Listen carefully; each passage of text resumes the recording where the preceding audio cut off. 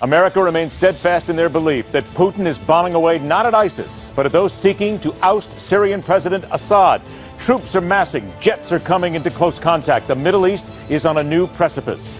Ben Carson's playing a pair of interesting cards right at the moment. One that says Black America is under a media spell and invoking the name of Hitler. Pope Francis, not a scientist, rather a man of God who seeks to look at the world from a religious perspective. That's rankled some who believe the world needs more people, not less. And then there is the execution of a convicted killer in Georgia who wanted mercy and talked about finding God. Telling it like it is will not make some people happy at all this day. So let's get to work. I'm Ed Berliner. This is The Hardline for Thursday, October 1st, 2015.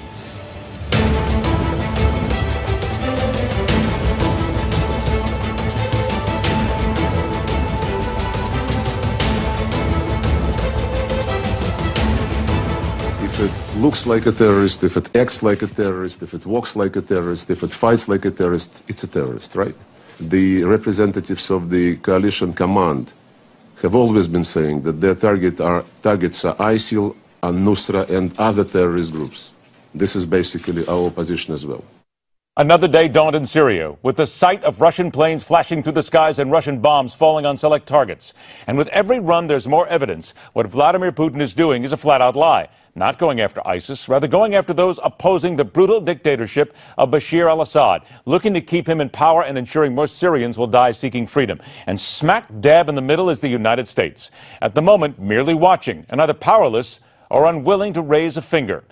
Let's get to it. First up, welcome Senior Fellow for Russia at the American Foreign Policy Council, specializing in Russian defense strategy, Stephen Blank.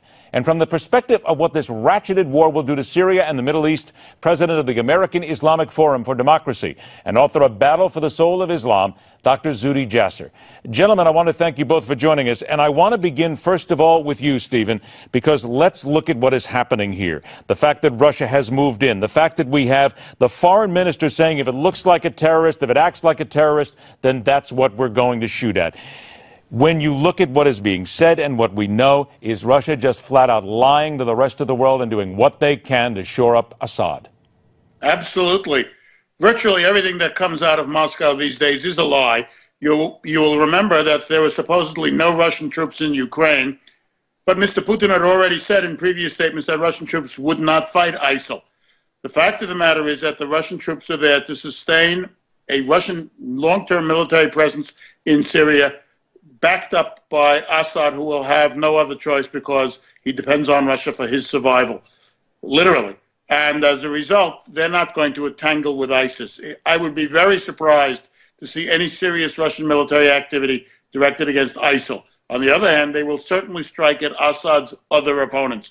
And that's exactly as Assad has done as well. Assad is not fighting ISIL. He's fighting other groups. So knowing full well what you just said, that everything that comes out of Moscow is a lie, we've seen that time and time again, for a long time, as a matter of fact.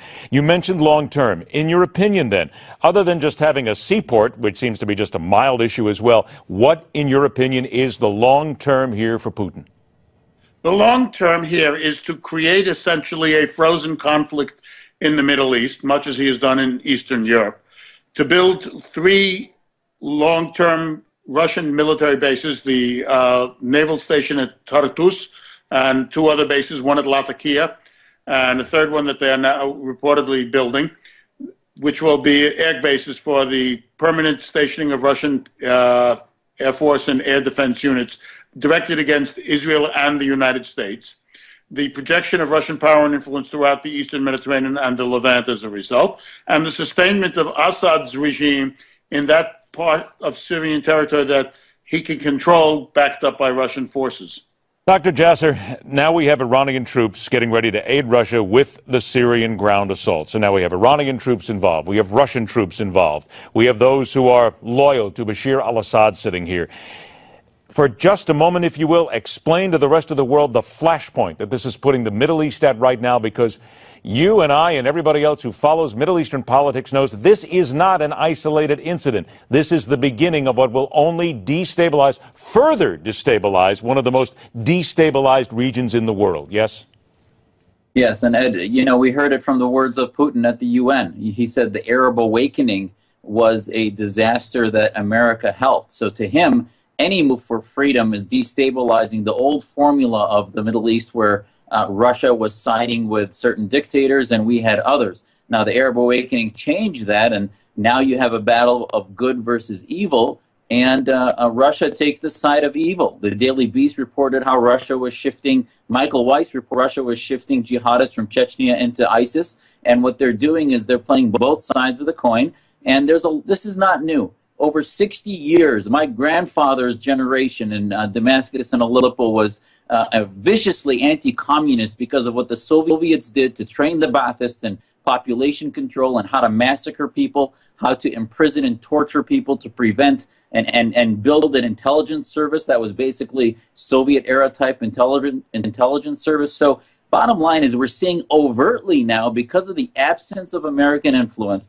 because of the absence of America siding with those who are good, that you're seeing Russia just hegemonize Syria openly, no longer covertly. So, you know, the bottom line is that they are basically operating on the same Cold War paradigm, and they want to empower a Shia Islamist hegemony arc from Iran through Iraq to the seaports of Syria and Lebanon with Nasrallah. There have been tens of thousands of Iranian troops and Hezbollah already in Syria, and now all we're doing is finally paying attention to it because you have a nuclear power of Russia that's now obviously involved in it directly. Okay. And by the way, they're targeting Homs, Hama, and Idlib. These are not ISIL locations. These are where the main revolution was birthed against Assad, and they want to decimate it. Now, you mentioned nuclear, and I want to expand this a little bit, if you will. Israeli Prime Minister Benjamin Netanyahu was in front of the United Nations today, and he talked about what Iran's been up to since this entire framework agreement was announced. Here's what he said.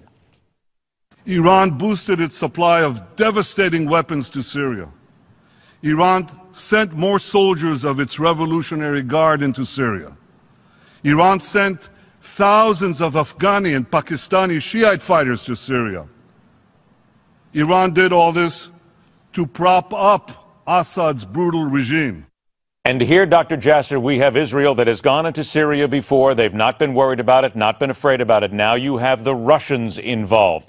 Does this now stop Israel from taking any action in Syria, at the same moment then emboldening Iran and putting Israel in more danger than it's ever been before?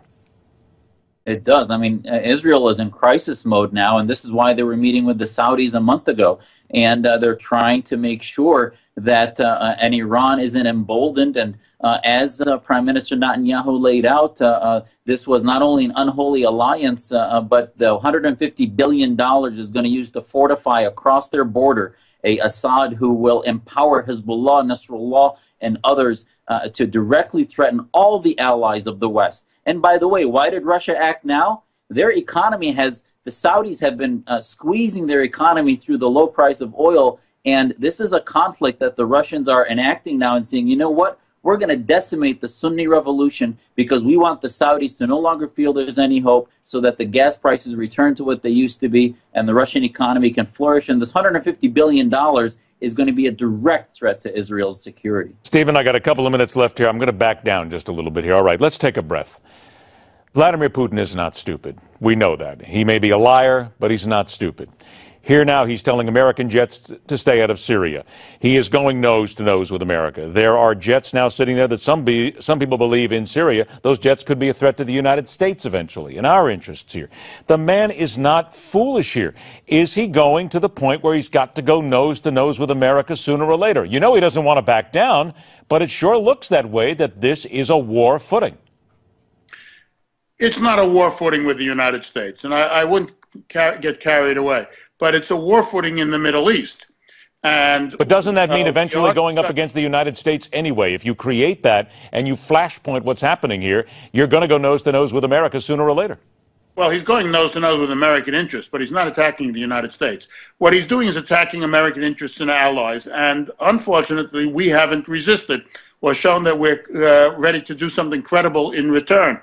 The fact of the matter is that he has taken advantage of the fact that the administration has utterly failed to come up with a Syria policy that makes any sense and that can achieve any true strategic goals. So, sensing an opportunity, he exploited it. And he is daring us, basically, to do something about it. We are not going to, this administration is not going to send American planes into combat with Russian planes. And the fact that they put air defenses in Syria indicates that they're there to protect their investment, so to speak, from an American air attack. But the fact of the matter is that unless the United States comes up with a credible strategy, the Russians will have carte blanche to do whatever they like and will be seen as the only power capable of making credible, decisive action. I've only got about 15 seconds left here. Dr. Jasser, what should the president be doing right now? The president should be pushing back. Here you have a Russian regime which is not only emboldening Assad, who used chemical weapons, but weapons of mass destruction. What is history going to say about President Obama when Josh Earnest today said, well, I'm not surprised, but, you know, what are we going to do? I mean, this is ridiculous. We have to show that we won't allow them to fill the vacuum and stand for values. Otherwise, history is going to look very poorly on what we live. And history is already looking very poorly on what is happening here. Let's hope it doesn't get any worse. Stephen Blank, Dr. Zuhdi Jasser, I want to thank you both for joining us. We will talk again. Stay with us. The Hard Line continues.